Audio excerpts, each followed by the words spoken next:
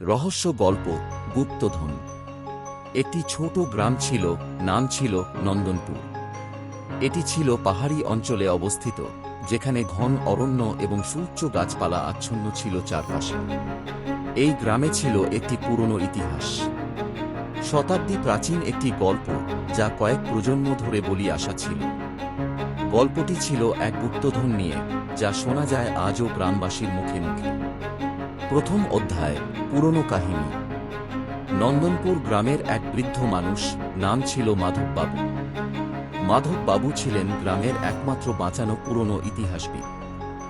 তিনি তাঁর নাতি রাহুলকে অনেক সময় বিভিন্ন পুরানো কাহিনী শোনাতেন।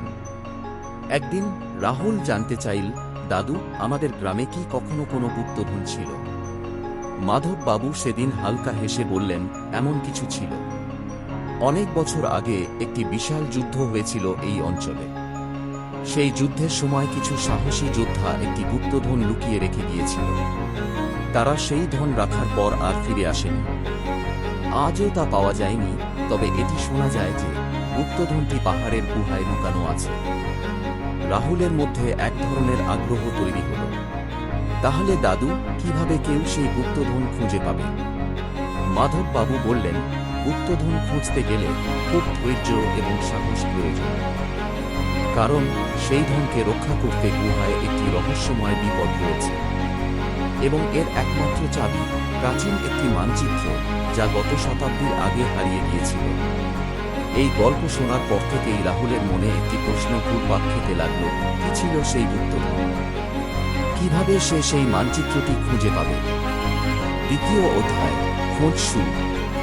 রাহুল একদিন তার দাদুর কাছ থেকে সেই পুরনো মানচিত্রের কথা শুনে ঠিক করল গুপ্তধন খুঁজে বের করবে। মাধববাবু বলেছিলেন, মানচিত্রটি কোথাও গ্রামে লুকানো থাকতে পারে। রাহুল নির্ধারণ করল যে সে গ্রামের চারপাশের পুরনো স্থানে খোঁজ শুরু করবে। গ্রামের বাইরে এক পুরনো মন্দির ছিল, যেখানে বহু বছর আগে সন্ন্যাসীরা বসবাস করতেন। রাহুল সেদিকে এগিয়ে গেল। মন্দিরটির ভিতরে প্রবেশ করে সে দেখতে পেল অনেক জায়গা ছিল অন্ধকারে ঢাকা। একটি পুরনো পাথরের দেয়ালের দিকে তার চোখ পড়ল। দেয়ালের মাঝখানে একটি লুকানো গোপন দরজা ছিল, যা খুব বেশি চোখে পড়ত না। রাহুল দরজাটি খুলে ভিতরে প্রবেশ করল। সেখানে একটি ছোট কক্ষে একটি পুরনো কাঠের বাক্স ছিল। বাক্সটি খুলতেই রাহুল দেখতে পেল একটি ঝোলানো সোনালী মানচিত্র। এটাই ছিল সেই হারানো মানচিত্র, যেটি গুপ্তধনের সন্ধান দিতে পারে। রাহুল অবিশ্বাস্য মনে মানচিত্রটি হাতে নিয়ে বেরিয়ে এল।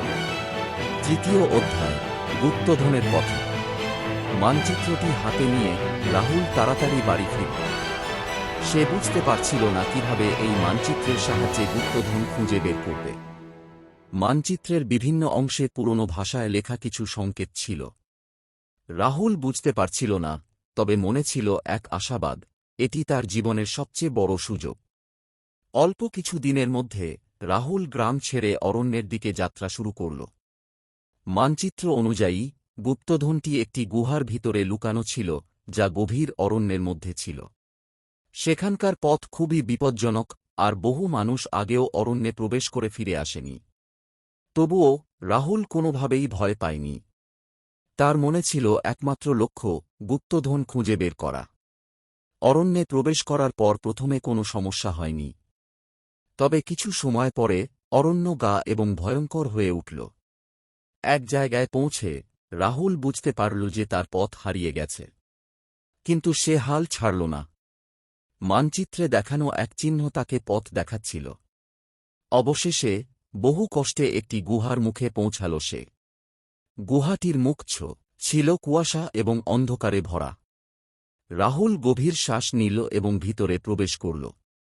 চতুর্থ অধ্যায়, গুহার রহস্য। গুহার ভিতরে প্রবেশ করেই রাহুল দেখল যে গুহাটি বেশ বড় এবং ভেতরে একাধিক পথ রয়েছে। মানচিত্র অনুযায়ী তাকে একটি নির্দিষ্ট পথ অনুসরণ করতে হবে।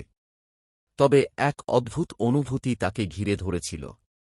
গুহার দেয়ালগুলো যেন পুরনো কোনো শক্তি দ্বারা সুরক্ষিত ছিল। কিছু সময় পর রাহুল একটি স্থানে পৌঁছাল, যেখানে একটি বিশাল দরজা ছিল। দরজার উপরে ছিল একটি অদ্ভুত চিহ্ন, যা ছিল একই ধরনের যা মানচিত্রে ছিল।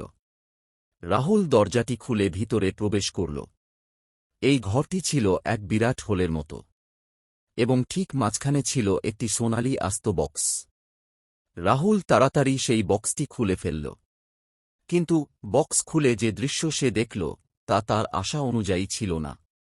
বক্সের ভিতরে কোনো ধন, রত্ন বা সোনালি জিনিস ছিল না, বরং ছিল একটি পুরনো পাণ্ডুলিপি এবং একটি ছোট, অদ্ভুত লোহার চাবি।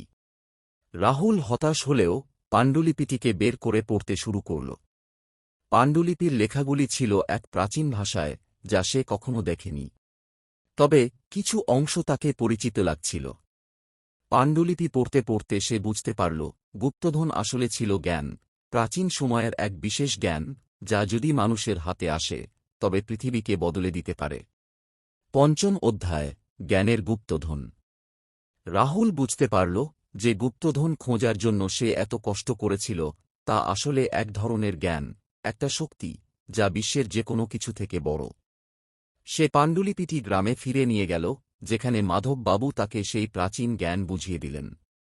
রাহুল জানত সে এই জ্ঞানকে পৃথিবীর মঙ্গলার্থে ব্যবহার করবে, কিন্তু সেই সাথে একটি কঠিন দায়িত্বও তার কাঁধে এসে পড়েছিল, এই জ্ঞান যেন কোনো খারাপ উদ্দেশ্যে ব্যবহার না হয় তা নিশ্চিত করা। এভাবেই রাহুল এক নতুন জীবনে প্রবেশ করল, যেখানে গুপ্তধন আর কোনো